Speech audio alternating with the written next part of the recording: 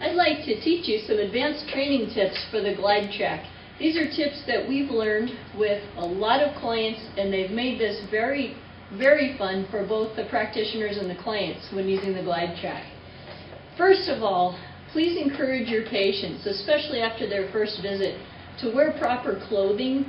That includes clothing such as bicycle shorts, which are really nice because they have a little extra padding on the backside. Bike shorts can be worn alone. They can be worn under pants, under exercise clothing. These Lycra, stretchy type of pants or any type of exercise material works really good. Otherwise, soft cotton is always a good choice if you don't have any of these pants available.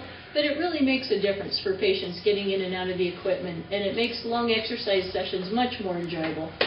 Second of all, have clients assist. Whenever you go to release the straps or tighten straps, have the clients who are capable help you by assisting on their tiptoes whenever possible to take tension off the straps.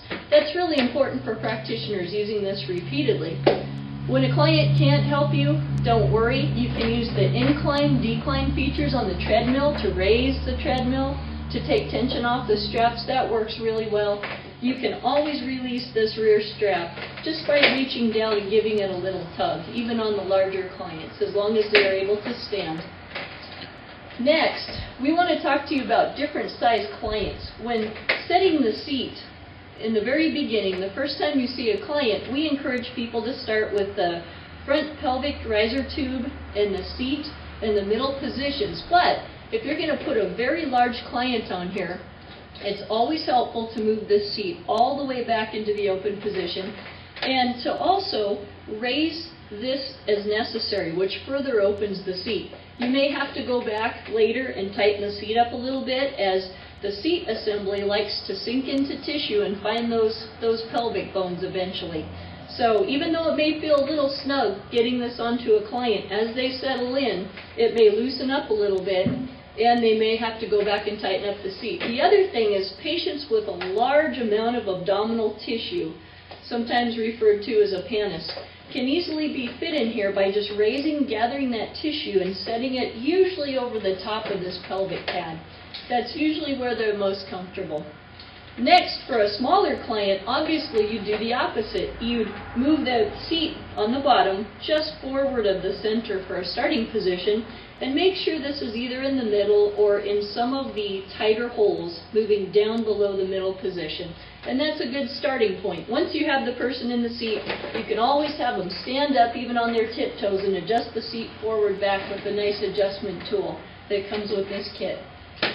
Next, when you have a good seat set up, we like to see this pelvic pad right across your ASIS, or front hip bones, whatever you'd like to call those. It's very important that they sit right across those bones just above the crease of your hips, so you have ample movement of your hips, and just below the belly button area.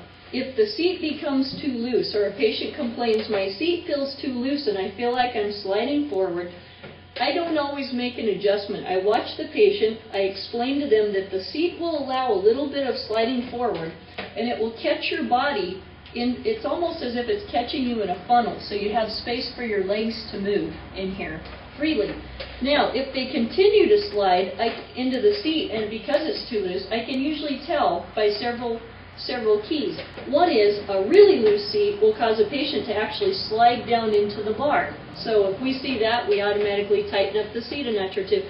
Second of all, it raises up to the level of the belly button, which puts a little uncomfortable pressure. It makes you feel kind of burpy. Third, the pad raises up above the iliac crest here.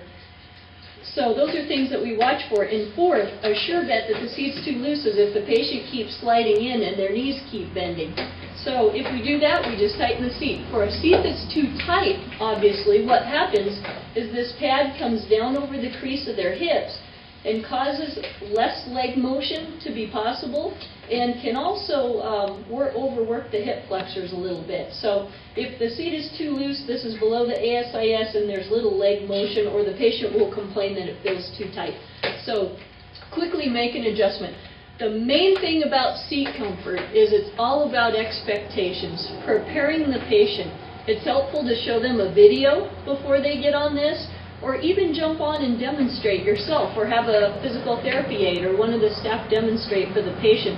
They need to see and understand what they're supposed to do, and teaching them about the seat and what it will feel like is really important. Once they know that, have them focus on what they're doing and not spend their time focusing on seat comfort. Get them moving, and you watch their seat position and decide for yourself if they are in a really good position. It's not hard. It just maybe takes practice once or twice. Once you have a good seat setting for a client, don't forget to mark down the settings, the numbers here, the letters here, and even record the holes that you set them in so you can just instantly set them up every time and get your setups down below 2 minutes, maybe even 1.5 minutes, which is entirely possible. Next, if a client states that their seat feels like it's tilting a little bit to the side and this tube is brushing against one leg, don't worry about that. People tend to self-correct really rapidly within 1 or 2 or 3 sessions. What we do is we take a look at the client. We make sure that, first of all, when they pulled the seat onto their pelvis, they made sure that this bar was completely centered. That's very important. If a seat's too tight, it may be a little hard to center, so watch for that. So if the patient didn't have it centered, that's easy to do by releasing these straps, lowering the seat a little bit, and pulling it back onto their pelvis completely centered. Then you're going to encounter a few patients every now and then that have either core challenges or they favor a leg or a hip, and a lot of them don't even know it. If you ask them, they'll say, yeah, I do have a problem, but they won't realize they're favoring that side. Even though you have a perfectly centered seat, this will tend to creep over to one side or the other, usually one side. And so what we do with those clients while they're in the seat is we just teach them how to tilt this right back into place and keep exercising, and do that as many times as needed until their body learns to just subconsciously take over and stabilize this. And it's wonderful. It's a wonderful core stabilization tool. Everybody learns to control that. Even the most challenging, difficult patients that we've had to hold this for have eventually learned to stabilize this and keep this centered. And when they do, you know that they've made tremendous improvements. Next, I want to talk about patients who bounce in their seat, who keep all the weight on their feet and don't utilize the unweighting system. Those patients will have a tendency to stand in their seat and not place the weight in the seat and run and bounce. And what we do is we encourage those patients to practice just lifting both of their feet and moving their legs like this. This is what they'll do when they sit in the seat and use the treadmill. So we'll have them start doing this and touch down maybe one leg at a time until they realize how much smoother and more comfortable it is and what they're supposed to be doing by placing their weight in the seat rather than standing up and bouncing and placing all the weight on their feet. And don't forget the last and most important tip, and that is to have fun on the GlideTrak.